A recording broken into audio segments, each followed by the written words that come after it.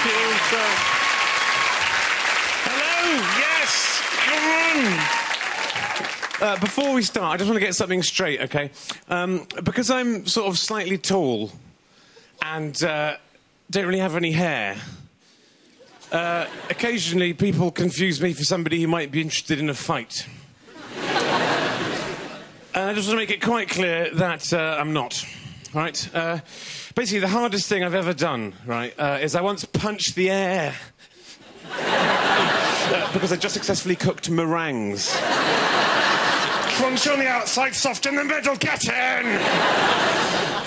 But, so I'm not hard, but I do get angry, you know. Like this morning, actually, I got quite angry because I had to pretend to be French.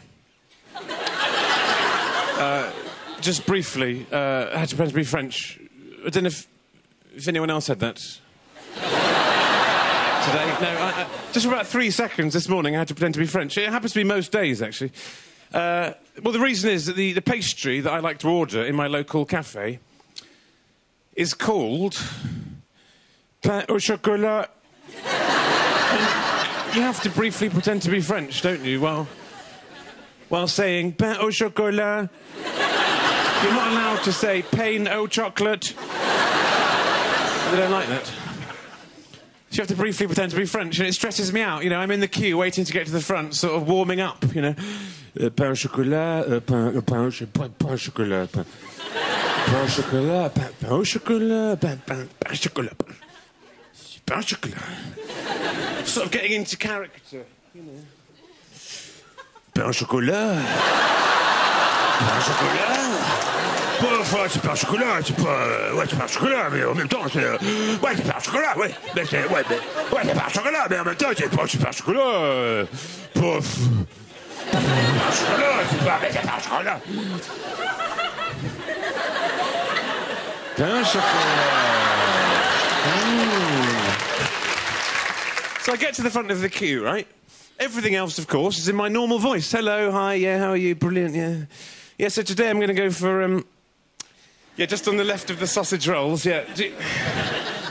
Yeah, just in between the sausage rolls and the lemon drizzle. Yeah, you're going to make me say it, yeah.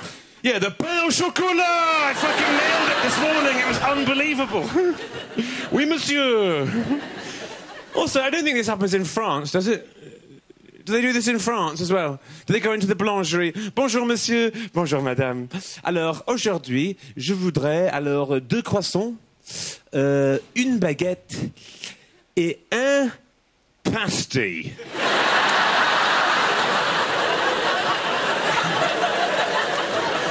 Merci beaucoup, merci. Oh, délicieux. Oui, j'adore le pasty. Bon appétit. So yeah, I like to go to my local cafe and sit there with my laptop, you know, taking on the big questions in life, you know. Like, for example, what is the point of the insert key? Why have they put this key on the keyboard? The insert key. This is the key that you press by accident.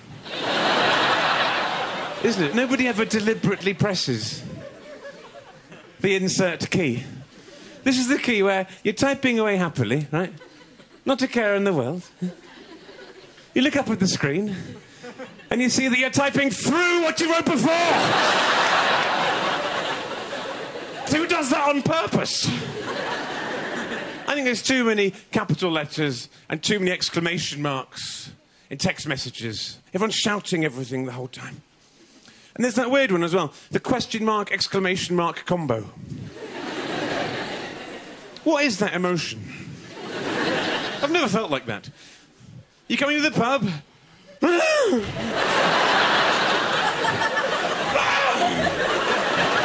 See you later. I don't know. I'm surprised by my question. Very stressful. I don't use exclamation marks, I use ... Yeah. Very different mood. Created by ... Turns my text messages into little thrillers. Ooh, what's going to happen next? It's so exciting. Do you want to have a pizza later? ... What could he mean? Who is this man? I need to get under his skin, work out how he thinks. But my phone has this really annoying habit, actually, which is when I try to punctuate, my phone predicts a smiley. That's not what I want. So I might be texting a lady, you know, trying to sound suave, you know. See you later at the pub. Anything could happen. ... It's quite suave, isn't it? Quite suave and seductive, yeah? Except that my phone turns that into, see you later at the pub. Anything could happen.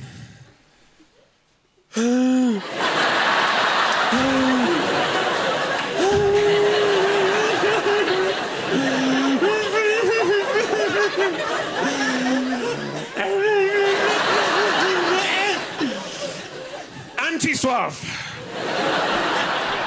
Not remotely seductive.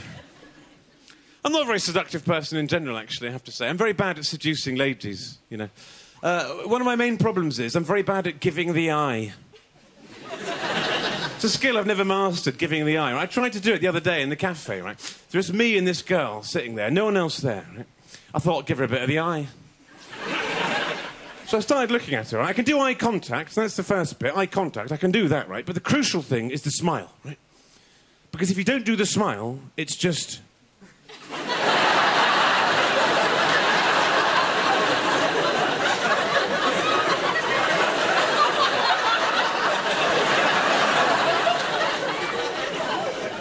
So the smile is crucial. Right. So I was looking at her and I thought, I'm going to do the smile, I'm going to do the smile. But I chickened out. When it came to the moment of smiling, I chickened out and I looked away, I looked down. But this was the pathetic bit. I then thought to myself, maybe it's not too late. Maybe it's not too late for the smile. Maybe I can still do the smile after I've looked down. It'll have a sort of retrospective smile effect, right? So this is what happened when I gave her the eye.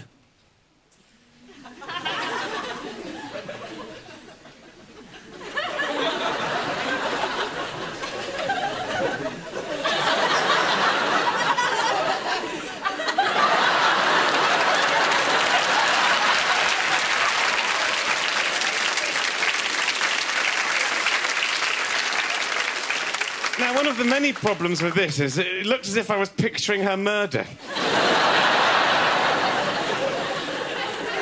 Either that or flirting with my pain au chocolat.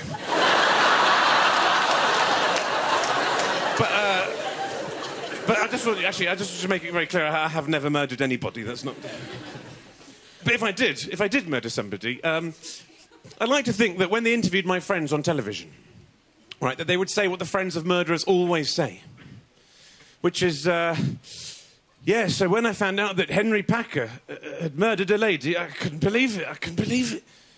Henry Paker, of all people. He was such a normal guy. I couldn't believe it. Henry Paker murdered a lady. I couldn't believe it. He's such a normal guy, Henry Paker. I couldn't believe it. I couldn't believe it. Right. I don't want to be the first murderer of all time. When they interview my friend on television, he says, yeah, so when I found out that Henry Paker had diced up a lady and turned her into a shepherd's pie, and then sort of made her skin into a kind of tutu, I thought to myself, yeah. Classic Paker. He's a legend.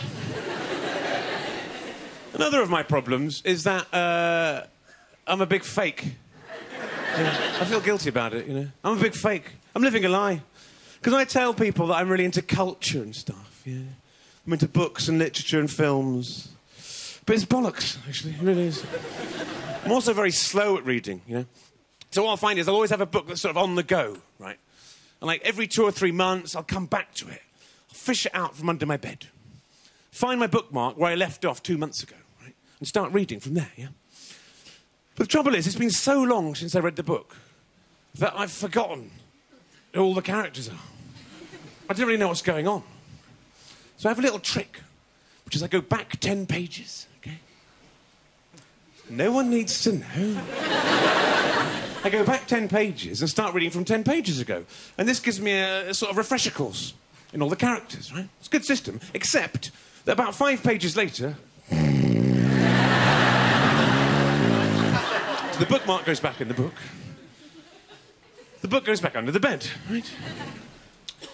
3 months later, I come back to the book. I think, right, I'm really going to nail it this time. I'm really going to read this mother flipper. Fish the book out, find my place, no idea what's going on, go back about 10 pages and read about another 5 pages. So I'm going backwards. I unread. I've invented unread. Eventually I end up back at the front cover. Oh, yes, Oliver Twist, yeah. Yes, I've been meaning to give this a go, yeah. Yeah, I'm going to read Oliver Twist. Then I realise that I've completely forgotten everything which happened in the previous book that I read. So I have to go back and unread the previous book, then unread the book before that, then unread the book before that, book for that, book for that, book for that, book for that, book for that, book for that. I'm currently on The Very Hungry Caterpillar. Which, by the way, when you unread it, is about a bulimic butterfly. It's not as nice. It's not as uplifting. I unread the Bible. Very different when you unread the Bible, OK? In the New Testament, right, when you unread it, God sends Jesus down to earth on a cross. Which he isn't very happy about. But luckily, there are these helpful Romans gathered there. And they spot Jesus up on the cross, and they go up the hill, and they rescue him. And they carry him down the hill, and they let him go on his way, you know. It's quite nice. Mel Gibson hates that version. Then gets a bit weird, because Jesus starts touring the Holy Land, lecturing people. OK, but he does seem to be quite boring, because he gradually has less and less followers. I think it's because he's pissing people off, like he meets this man who can see and makes him blind. He's quite irritating in this version. 5,000 people happily tucking into bread and fish. Jesus Christ has got other ideas. He turns up, turns all their food into 5 loaves, 2 fish. And eventually ends up as a little baby in a barn. And 3 old men come along and nick all his presents.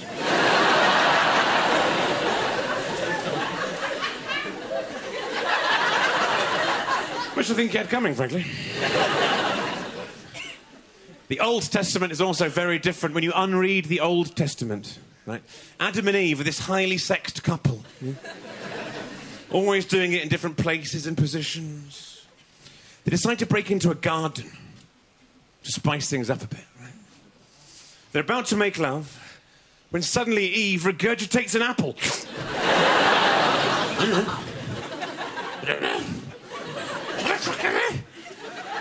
They're both so disgusted by this that they both permanently lose their sex drives. God is so pissed off about this that he has a day off and then destroys the entire world.